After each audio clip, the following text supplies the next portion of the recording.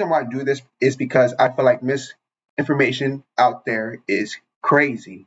It's just crazy, crazy. So I just want to be that reliable source that you come to just to hear, okay, what's going on in the market? How do I know what is true and what is factual? How do I know I'm not being deceived?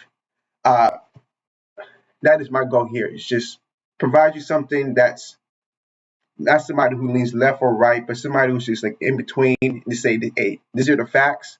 You make your own decision because I'm not trying to persuade you to believe a certain thing. I'm just going to simply present government sponsored information. Now, you may say that's biased, but these are just the people publishing this stuff, they're not in media.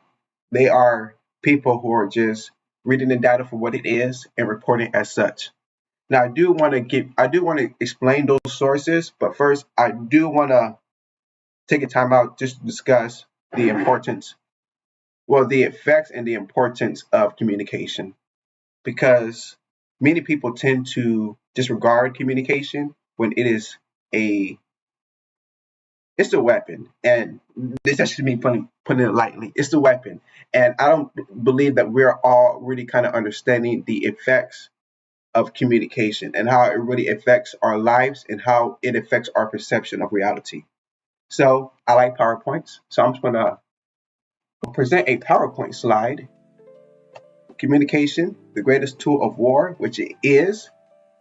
Just to give you a kind of a brief overview of what I mean by war and how it can be used in war. Let's say that you have the East versus the West. The East is going to attack the West from the North. But the West knows from the South that the East is going to attack from the North. It's that form of communication that allows them to prepare and strategize for the future. Without that communication, they would have been ambushed and killed. That being said, that's kind of an extreme example, but I just want you to really understand the severity of communication. All right. So again, communication, the greatest tool of war. Let's talk about this. Give me 1 second. I got to find this thing. Here we go. All right. I can't really see myself. All right, here we go. All right, so we have here communication, the foundation of society, shaping perception and behavior and decisions. So when I say like shaping perception, okay, so in today's age, people say that common sense isn't really common sense. But we have to really define what is common sense. Common sense is because common sense is very subjective. So I like to believe that prior, we used to use religion as a form of a social contract, and that kind of developed that whole common sense. So if you believe like having sex before marriage is a sin, then that common sense is saying, well, hey, those two people aren't married, but they drunk tonight and they go in the bedroom for a nightcap. You kind of have that common sense, that perception of like, okay, that is wrong to do. That may be a bad example, but here's another example. Let me see. The foundation of society. So again, that social contract, which develops that common sense. What we see as common sense in America may be foreign to foreigners, because and what kind of holds that? It is that moral, that common sense that's developed from religion. Now, I'm not trying to disregard anybody's religion. If I respect our religions, do you? Power to you. I'm kind of jealous of you. But going on, it's the tool for unity, persuasion, education, or to weaponize, or a weapon for manipulation. Again, if everybody agreed to that social contract, it is a tool. It is a form of education and persuasion, if you choose to believe it that way, but it is. And now you don't have to say religion, you can say the ethic practice of a certain group. They have this unity, this ethic is educated to you, and it persuades you to believe a certain thing. It persuades you to believe what is right and what is wrong. Ethics can be in many environments, such as school, again, church, within a workplace. It's all part of communication. And I think that's how people have this perception of reality. So as I just said, the ethics in communication, it sets standards in groups and influence decisions and boundaries. what one person may believe is wrong, another person may believe it is right, just because of that ethnic group and how the ethnic group is performed, or how the ethnic group is facilitated. It's facilitated through the education of that. It's communicated through. I'm messing up, but it's that group's ethics, ethical behavior, what they deem as appropriate, that communication based on that ethnic group. So unethical communication distorts reality, it spreads misinformation, and it manipulates the perception. That's a key thing. Communication can distort your perception of reality.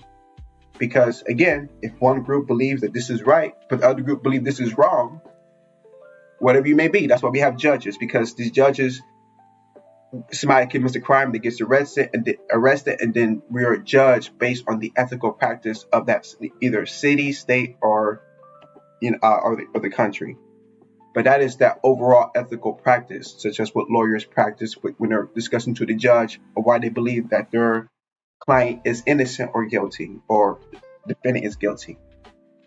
Carry on. Again, I'm trying to make this go quicker. Persuasions and influence. Now, if the group, when I say ethic, but if the group believe that this is the right way, then they're going to believe that this is the right way because everybody around them agrees this is the correct way of how to act, perform, of everything. It affects you. Don't say that. Okay, so when somebody. Okay, I did see this a lot, but when one person goes out and do something, it influence others to believe that this is okay, this is acceptable. If one person starts dancing, then the whole group is going to say, hey, I won't be judged because we're all dancing. This is a acceptable behavior. This is common. So it influences other people. All right. And like here, the techniques, it goes for the emotional appeal, the repetition, the reframing to alt rational thoughts. So they may say, okay, him dancing right there by himself is irrational. But again, another person joins, another person joins. Then that thought becomes, it doesn't seem so irrational, becomes more rational. You say, what, I'm going to join them too because everybody else sees it as acceptable. Why not join? I don't want to be the irrational one out of everybody else. You see how that kind of persuade people? Should have brought a video of that to show you an example. Could, but it's going to distract from the whole point I'm trying to make. All right, let's go on. All right, to the next one, the terminology specialization. So when I talk about this later on, I think a good example is just to use lawyers, because I have a love and hate relationship with lawyers. But with lawyers, there is a certain terminology that they use that other lawyers understand. Like I remember one time Woody was being held in court, and he was being questioned in court, and the lawyer going against him saying like, I would like to hold the defendant in contempt and questioning. I don't know what the fuck that means. I'm sorry. Damn. I don't know what that means. But the judge understood what that means. The lawyer understood what that means. The person being questioned did not understand what that means. So the way they answer the question could be perceived one way from his perspective, but in the court of law, it is perceived like, okay, this person is irrational. I don't know what that word means. I should have looked it up. I wasn't going to do that, to be honest with you. But just think of that. The person may not know what that means, being questioned, but the judge and the lawyer both know what that means. And it's funny, when he asked, what did that mean? And the judge just said, oh, don't worry about it. This answer to your best of your ability. No, like, I plead the fifth. Like, okay, but carry it on. Okay, so words have power. Again, as I do that example, just think of this example. If somebody told me to reconcile these bank statements, some people may not know what that means. But if I say, hey, match these two statements to make sure they equal out, you understand that. But since somebody said reconcile, that probably, I know when I first heard about reconciliation, I didn't know what it meant. because it is its own language, its own terminology, specialized language. It has one thing can mean one. It can mean one thing, but if you use it in this context, it can mean another thing, or it's a certain task. If you say match these two, okay, I'm gonna match them two. But if you say reconcile, okay, I have two statements within the same period, and I know that these are expense or this bank statements. It comes with additional words add on to it, such as the word terminology. They say business has its own language, and it very does. And that's how I believe how people are manipulated, deceived, and taken advantage of.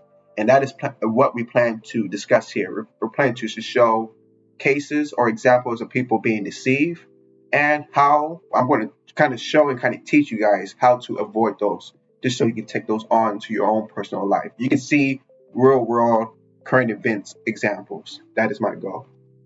And we will discuss about those sources later. Remember, they're all government sponsored. So again, it is the weaponization of communication, propaganda, psychological warfare, misinformation campaign. So this is big in politics and news. So, for example, current events. Donald Trump, he's mentioning tariffs. Wouldn't that kind of affect how certain businesses make budgets and make projections for the future? Because businesses, they all make projections and budgets for the future. So if you feel like, okay, well, I'm going to get a tariff, there's going to be a 25% extra tariff charge to my account for these products I'm buying from foreign countries, I need to prepare for that. So it kind of influences the small businesses and large businesses' finances, which can then affect your employment, which then can affect your raise. That is the power and the weaponization of communication. It didn't happen, but since a person in such high power is making those statements, you're not going to take that as a grain of salt. You're going to take that very seriously. You're going to say, "Oh, I should really prepare for this."